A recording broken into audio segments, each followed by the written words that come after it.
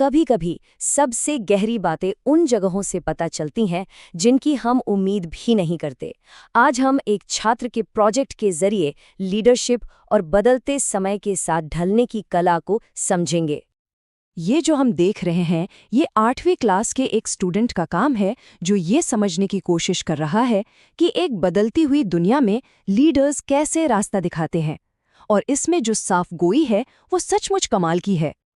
तो ये पूरी खोज शुरू कैसे हुई? ये सब एक बहुत ही सरल लेकिन गहरे सवाल से शुरू हुआ जिसे इस छात्र ने अपने प्रोजेक्ट का केंद्र बनाया। यही वो सवाल है जिसने इस पूरे काम को दिशा दी। ये सिर्फ बदलाव के बारे में नहीं है, बल्कि ये इस बारे में है कि सीखने और हालात के हिसाब से ढलने की क्षमता लीडरशिप का एक कितना जरूरी हिस्सा है। और इस स्लाइड में जो बात वाकई दिलचस्प है वो है नजरिया बदलने की। छात्र ने लीडरशिप को एक पद की तरह नहीं, बल्कि एक सेवा की तरह देखा, एक मानव सेवा। ये एक बहुत ही पावरफुल आइडिया है कि एक लीडर का मुख्य काम लोगों को सपोर्ट करना है, ठीक वैसे ही जैसे एक टीचर अपने स्टूडेंट्स को सपोर्ट करता है। अच्छा, तो अब देखते हैं कि छात्र ने इस बड़े सवाल का जवाब कैसे ढूंढा। उन्होंने एक बहुत ही साफ सुथरी रूपरेखा का इस्तेमाल किया, जो दिखाती है कि कैसे एक अच्छी संरचना मुश्किल विचारों को भी समझने में मदद कर सकती है। किसी भी अच्छी खोज की शुरुआत साफ परिभाषाओं से होती है। यहाँ हम देख सकते हैं कि छात्र ने मुख्य विचारों को अपने शब्दों में कैसे समझाया।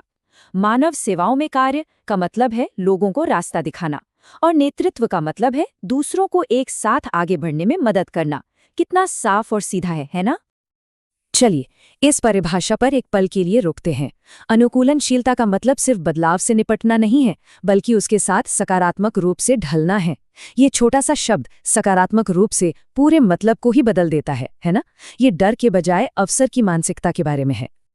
इसी तरह निरंतर सीखना सिर्फ पढ़ाई करना नहीं है, ये समय के साथ नए स्किल्स हासिल करने का एक लगातार चलने वाला प्रोसेस है। सोचिए, एक डॉक्टर को हमेशा नई दवाओं के बारे में सीखते रहना पड़ता है। ये विकास और प्रासंगिक बने रहने की एक कमिटमेंट है जो किसी भी लीडर के लिए बहुत जरूरी है।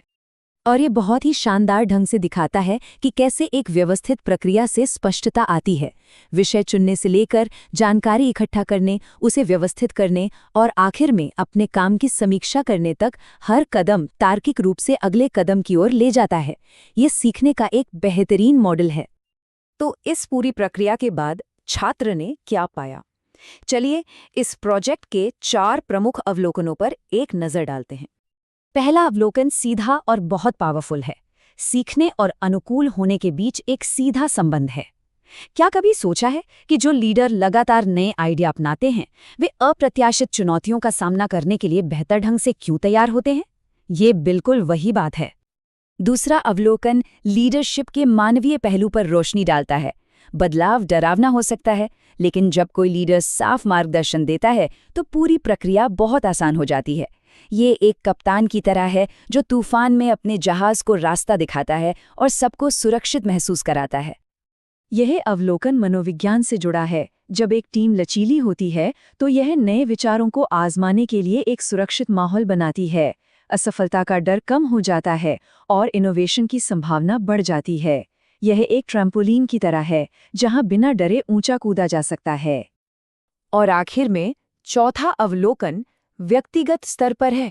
जब हम कुछ नया सीखते हैं, चाहे वो कोई नई भाषा हो या कोई नया सॉफ्टवेयर, तो हम अनिश्चितता के समय में भी ज्यादा आत्मविश्वासी महसूस करते हैं। ज्ञान वाकई आत्मविश्वास पैदा करता है। ये कोटेशन छात्र की यात्रा के सार को दर्शाता है। ये सिर्फ एक अकादमिक अभ्यास नहीं था, ये एक गहरी समझ थी। लीडरशिप एक सेवा है और उस सेवा के मूल में अनुकूलनशीलता और लगातार सीखने की क्षमता है। तो ये विचार क्लासरूम के बाहर कैसे लागू होते हैं? आइए देखें कि छात्र की ये सीख असल दुनिया के हालातों से कैसे जुड़ती है। यहाँ हम देखते हैं कि ये कॉन्सेप्ट्स हर जगह हैं। जब शिक्षक पढ़ाने के नए तरीके अपनाते हैं या जब कंपनियां नई तकनीक का इस्तेमाल करती हैं, तो ये अनुकूलनशीलता और सीखने का एक जीता जागता उदाहरण है। क्या अपने आसपास ऐसा कोई उदाहरण सोचा जा सकता है? और ये सिर्फ विषय के बारे में सीखने तक ही सीमित नहीं था। इस प्रक्रिया ने छात्र को असल जीवन के स्किल्स विकसित करने में मदद की। लचीले ढंग से सोचना, लीडरशिप को बेहतर ढंग से समझना और सबसे जरूरी, बदलाव का सामना करने का आत्मविश्वास। ये एक बहुत ही गहरी सोच है। कई लोग मानते हैं कि अनुकूल होने का मतलब अपने मूल सिद्धांतों को छोड़ देना है, लेकिन यहाँ छात्र ने महसूस किया कि अनुकूलन का मतलब अपने लक्ष्य तक पहुँचने के लिए अपना रास्ता बदलना है, न कि अपने लक्ष्य को ही खो देना। और यह हमें आखिरी विचार पर लाता है। यह प्रोजेक्ट छात्र के लिए व्यक्तिगत विकास की एक यात्रा थी, और यह हम सभी के लिए एक सवाल छोड़ जाता है। हम अपनी दुनिया में बदलाव को बेहतर ढंग से संभालने के लिए इन सबकों को कैसे लागू कर सकते हैं? इस पर जरूर सोचिएगा।